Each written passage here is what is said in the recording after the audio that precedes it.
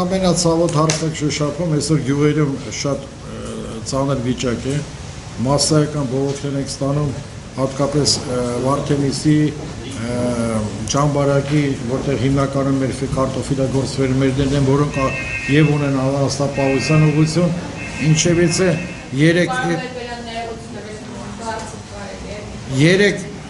այդ պատողը որ երեկվան ահազանգ ստացանք, որ կազմակերպություններից մեկը 10 դրամով էլ է իջեցրել, ֆերմերները Մարիանա ընկերության անունը տվեցին,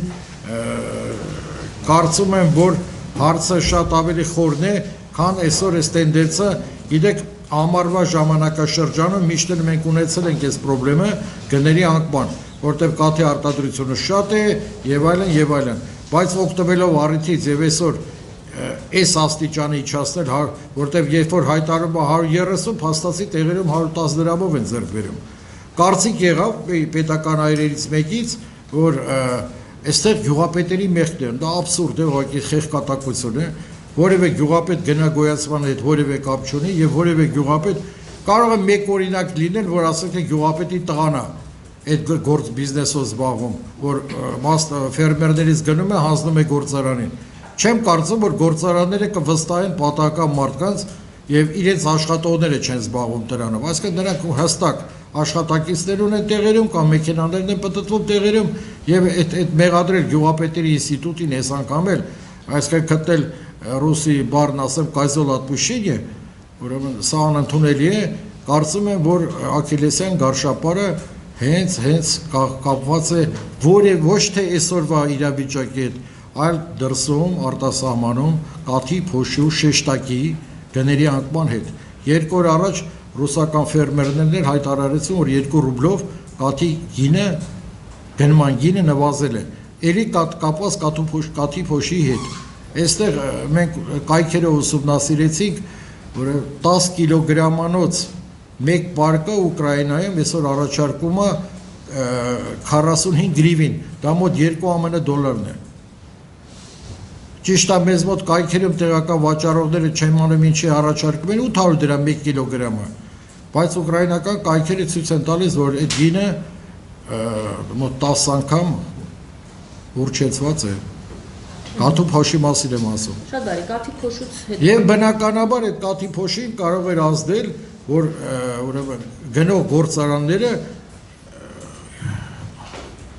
գների մեջ փոփոխություն մտցնեին, որտեղ դա ավելի շահութաբեր է։ Գիտեք, ես որևէ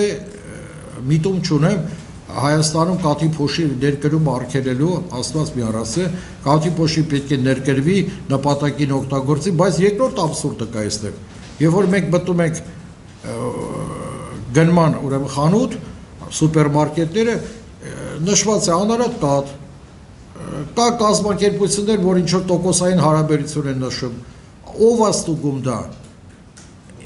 որտեղ է քննարկվել, որ կազմակերպությունն է ստուգել, գործարանի լաբորատորիան է ստուգել, օրինակ մենք մասնագիտորեն նայում ենք, որ համոզված ենք կաթի փոշից է պատրաստված։ Լաբորատորիաները համենայն դեպս պարենի անվտանգություն կա, որ սրանով շատ լուրջ պետք է զբաղվել, եթե կաթի փոշից արտադրված, ուրեմն պետք է լիներ այդ կաթը ոչ թե 400 դրամ, այլ 100 դրամ։ Ում է խաբում, գերշահույթի հետևից են գնում։ Չեն մտածում, որ վաղը, եթե այս քաղաքականությունը մենք տարանք, իսկ այսօր հենց մի ֆերմերի օրինակ բերեն Վարդենիսի, որ արդեն 100 գլխից 90 գլուխ ունի, որտեղ 10-ը մորթել է, որ անաստակեր գնի եւ աշխատողների վճարի, այսինքն մեկ ամսվա ընթացքում տեսեք 10 գլուխ ով է մորթել։ Եվ արդյունքում կունենանք դա, որ աշտանը կունենանք գլխականակի անկում։ Եվ ես խորհուրդ կտամ այդ կաթ վերամշակող ընկերությունների ստապ նայել իրավիճակին եւ չզարմանաք, որ աշտանը մեր խանութներում կհայտնի մեր ռուսական եւ բելոռուսական կաթնամթերքը։ Այսինքն կլինի մրցունակություն եւ ժամանակը գա այդ գործարանները կփակվեն։ Չեն դիմանա շուկային։ Մի օրվա շահույթով չեն կապրում մեր երկիրը պահում։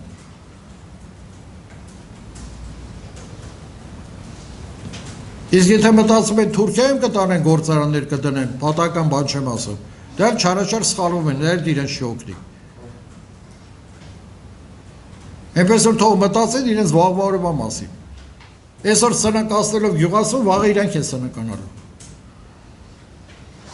Ասեմ մենք երեք դիմել ենք հակամենաշլերային հանձնաժողովին, որտեղ այստեղ միտումը գյուղացիները միտում են տեսնում մեր ֆերմերները, որ գնագոյացումը կարծես թե մրցունակություն չի բերում, այսինքն տարբեր գործարաններ տարբեր գներ չեն առաջարկում։ Ինչևից է մեր միայն ֆերմերների անունից դիմել ենք հակամենաշնորհային հանձնաժողովին, կարծում եմ, որ հանձնաժողովը մուտքը երբ 3 գրություն է եղել է եւ հանձնաժողովը համապատասխան ուրեմն հետաքննություն կտանի բարձելու թե ինչպես է գնագոյացումը ձևավորում հանրապետությունում եւ եթե այստեղ արհեստական միտում կա, կարծում եմ, որ արժանի պատիժ կկրեն մեղավորները։ Եթե գյուղացու չեն ուզում վճարեն, պետությանը կվճարեն, լավ կարճ ասեմ։ Բարին անվտանգության կազմակերպությունը լաբորատորիաներ ունի, այստեղում կարող է ստուգել դա։ Գյուղնախարարությունը լաբորատորիաներ։ Մենք վստահում ենք մեր վաճառող կազմակերպությանը այդ։ Իհարկե ոչ։ Վաճառող կազմակերպությունը ստուգումներ չի անցկացնում։ Ստուգի կոկոսի յուղա մեջը թե անարատ պատի յուղը։ Այսինքն այսպես մենք խափված վիճակում ենք մնում։ Գիտեք ոնց, եկեք այսպես ասենք, կարծում եմ, որ Պարենի անվտանգության կազմակերպությունը այսօր հրատապ միջոցներ պետք է տեղերին ստուգումներ կազմակերպելու համար։ Այ իրականը սա է։ Չի կարելի մի ողջ ժողովուրդ ուղղակի մի քանի գրպանահատների միջոցով ուրեմն ժողովրդին էս վիճակեմ եւ այդ կատի փոշին եկեք ճիշտ ասեք, դա անսնուտ մի մաս է, որը որ որևէ էֆեկտ չի տալու մեր ազգաբնակչության։ Բայց մենք իմանանք ինչ ենք ձեռք բերում եւ եթե յուղայնությունը հանված է 1% յուղայնությունը, ուկրաինականը 1.3% յուղայնություն է թողում։ Եթե այս խնդիրը բերում է մեր ֆերմերների սննկացմանը, հա, որը հետագայում կբերի կաթի գործարանների փակմանը, հիշեք։ Ասեմ մի մոռացեք, որ վաղը բելոռուսական, ռուսական կատամտեր կա, պաղպաղակ արդեն կա, ասեմ Ստավրոպոլյան։ Վաղը մի մոռացեք, որ հայտնվելու է եւ բելոռուսական, ռուսականը։ Եվ դա նորմալ է։ Շատերը կարծում են, որ Եվրոզեսը ուրեմն մի կողմանի ճանապարհ է, որ Հայաստանը ինչ ուզենա, չէ, ոչ, երկու կողմանի է։ Ինչքան մենք կարող ենք արդանել, այնքան էլ նրանք կարող են ներկրել։ Եվ օգտվելու են այս առիթից։